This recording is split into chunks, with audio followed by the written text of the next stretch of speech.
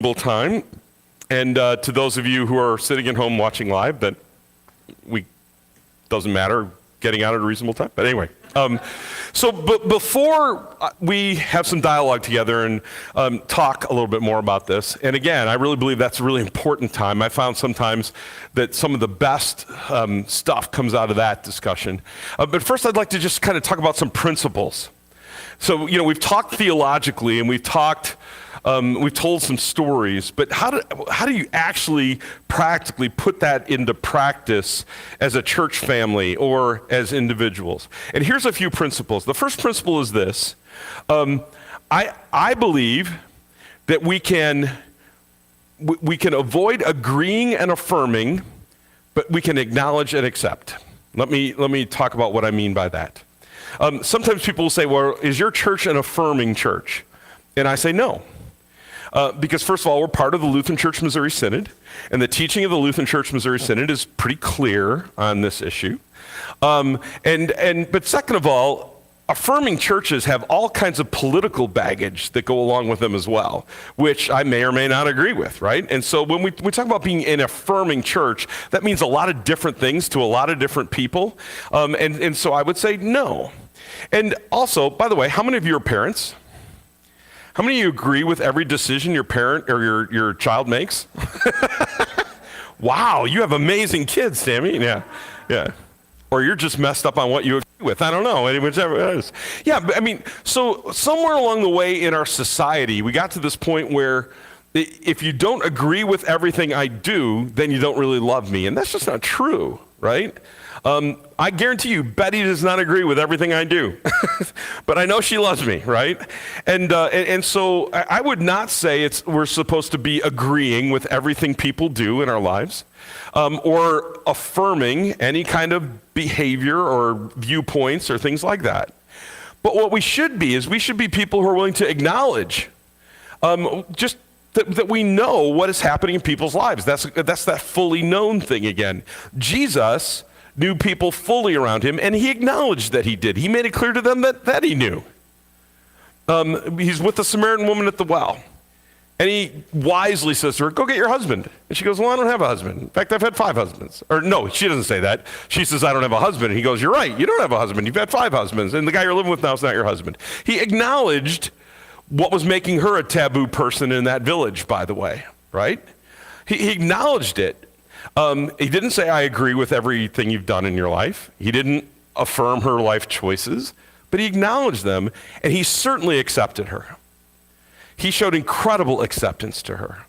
In fact, he uses her to evangelize the whole village, right? And you remember what the basis of her testimony was. This guy knew everything about me. And the implication there is she's saying, he knew everything about me, and he still loves me. He still talked to me. He still revealed himself as the Messiah to me. By the way, she's the first person in the whole New Testament, in the whole John's Gospel, that Jesus revealed who he was to, as a Messiah, right?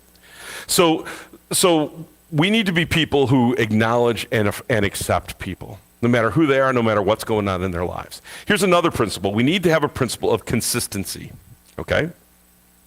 I think there are some things in my life that need to be different, that God would want to be different in my life. One of them is my weight.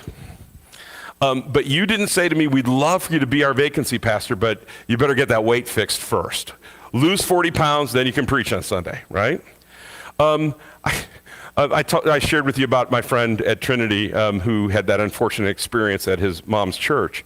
He sings in the choir. And I had a guy in the choir come to me once and say, I love him, I'm so glad he's a part of our church, but I don't think he should be singing in the choir because the choir kind of leads worship, and I don't think it's good that, he's leading worship. Now, this guy's on his 4th marriage. And it didn't occur to him that he might say, well, wait a minute, yeah, that's not great. I don't think that's good either, right? So I think there's a consistency issue that we need to be very careful about. And I think we do treat people differently in the church sometimes. We just do. And then I think finally, and by the way, before I get to the last principle, I want to introduce you to another author that you should check out. He's a guy named Caleb Kaltenbach. He's written a book called Messy Grace and a book called Messy Truth. Caleb was raised by a mom and a dad in an atheist household. So he was raised to not believe in God. When he was 6 years old, his mom came out as a lesbian and left his dad and moved in with her partner. When he was 21 years old, his dad came out as gay. So he was raised by two gay parents. His earliest memories of Christians is he was marching in a gay pride parade with his two moms, and there were Christians squirting urine on them from squirt guns. Yeah. And he remembers saying to his mom, "Mom, why do Christians hate gay people?" And she said, "Christians hate anybody that's different than them." That's what she said. So when he started dating a girl in college who was a Christian, he decided to go to Bible study with her, mainly to gather ammunition to start working on her about her faith. And the Holy Spirit got a hold of his heart, and he became a believer, and he's now a pastor.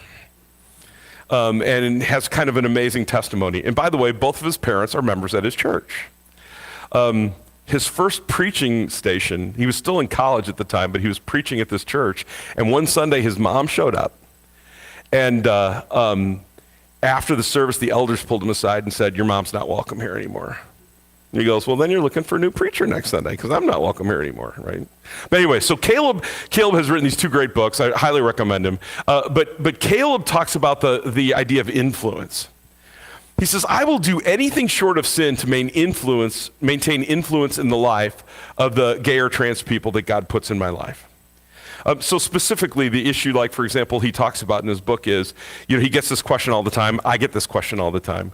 If you have a gay grandson or nephew and he's getting married, do you go to the wedding? If you don't believe in gay marriage, do you go to the wedding?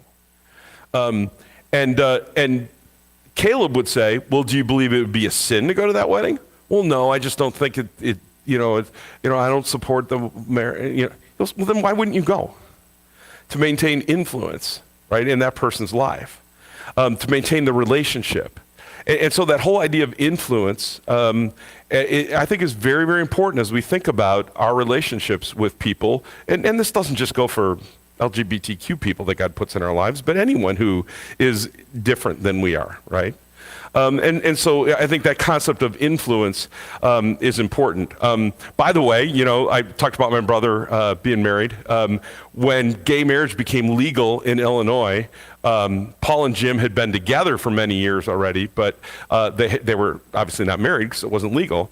And so like 2 days later, my phone rings, and I saw it was Paul, and I'm like, pretty sure I know what this is going to be. And Paul said, "Mark, Jim and I are getting married, and I have two questions for you. I think I already know the answer to the first question. It's really the second question that matters to me." I said, "Okay, shoot."